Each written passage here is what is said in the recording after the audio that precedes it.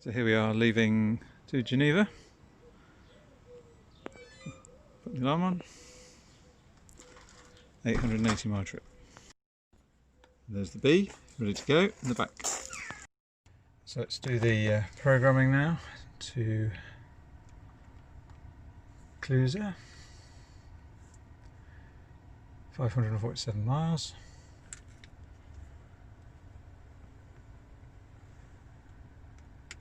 Okay, so it says that we should get to Folkestone at 35%. So we've got 4 of the chargers en route. So we are 28 miles left, 27 from the Channel Tunnel. Still got 50% battery. Still got a range of another 120 miles. So we've arrived at Eurotunnel. And still got 35% battery. And we've got this brand new Tesla charging places right outside.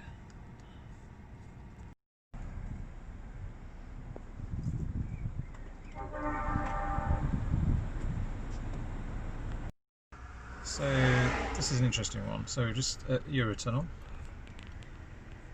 And we're going to be boarding in a minute.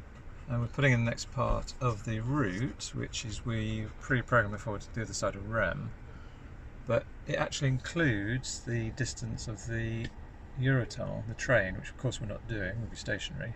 So it says that we can't make it to Rem, so it refuses to let me select it as an option. So it's saying that we have to charge now, but there is another supercharger here at de Ulliers. We may have to go there, we'll see how things go. So we're just arriving in Calais.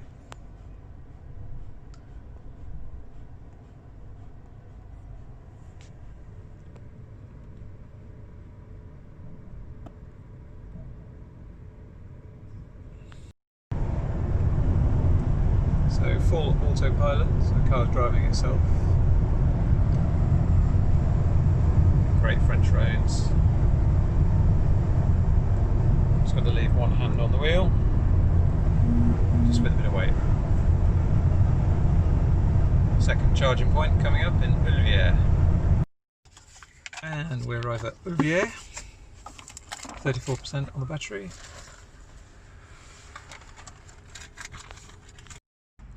And the third charging point in Châteauvillain.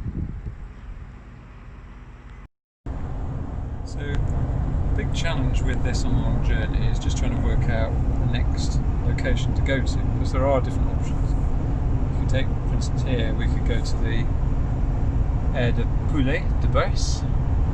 It'd be very easy, but a 34% remaining. Or we could go to Archon near Annemasse, much nearer to Geneva, and that would be much more difficult to do and with a lower percentage. And we can also use the energy consumption to actually see exactly what the range is, and based on the current speed we're doing. And it seems to work okay. Depends how risky you are. How risk averse. The one annoying thing, because we're in France, we would like to just be in kilometres all the time, but every time we stop the car we have to reset in display and change it to kilometres, because it resets to miles. So that's really annoying. So please, Mr. Tesla, when you've selected something, if you can leave it, we'd really appreciate it. Another thing with a long trip is, when we found this, is that the Tesla loves to just suddenly phantom brake.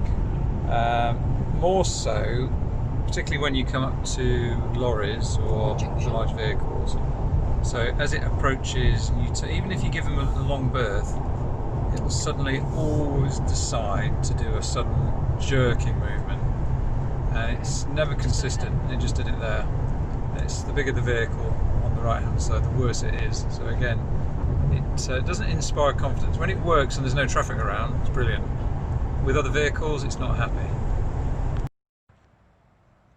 So this is the fourth and hopefully final recharge indeed, just in the Bourg-en-Bresse, just before we go over the Jura Mountains.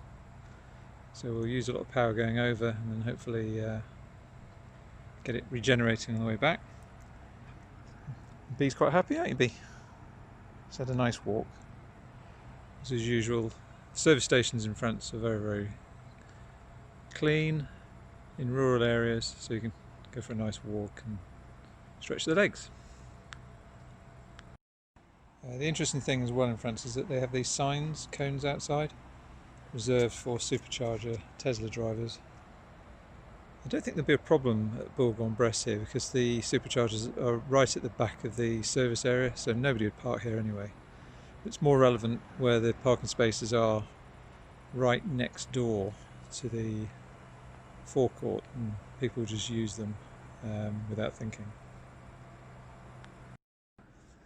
So the supercharger is going well. 63%, 40 minutes left. That's to 100%. I never go to 100%, always go to 90.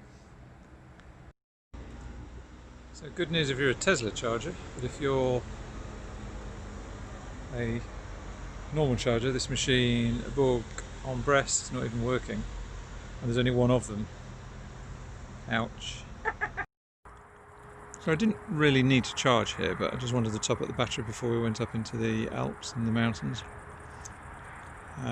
So this one's near Geneva, in Archamps. It's through a gate there, you have to put the code in. It's almost like an industrial area, quite a way off the main road. Quite weird really, in a private car park. But hey ho, you got to do what you got to do. And here we are the next morning. We've arrived after a long drive yesterday, 14 hours in the car, 800 miles. Did 4 stops, did a 5th extra one, which I didn't actually need to do, but I just wanted to get to the top of the mountain with a full charge of battery. So when you arrive, this is the view you get, so it's well worth it and a very hassle-free journey overall. So in summary, would I do it again with the Tesla long journey? Definitely. Hassle-free. Charging points were relatively empty. Quite cheap, about 40 euros to get all the way down here to past Geneva. And I think the thing I'd do differently is a bit of range anxiety. First initial stop points, we got to the vehicle when it was about 35–40% still remaining in the battery. And as we got a bit more courageous, we increased that. And I think in future, I'd quite happily allow the car to go down to 7%. We got down to 7% was the lowest level. So you'd actually extend those charging points out. And instead of the 5 we did, we'd probably go to 4 quite comfortably and still get here with a full battery. So overall, yeah, really enjoyed the trip. Very comfortable. Air conditioning worked well. Only downside on the Tesla was this was the cruise control, phantom braking every time it went past a lorry. But other than that, go done good.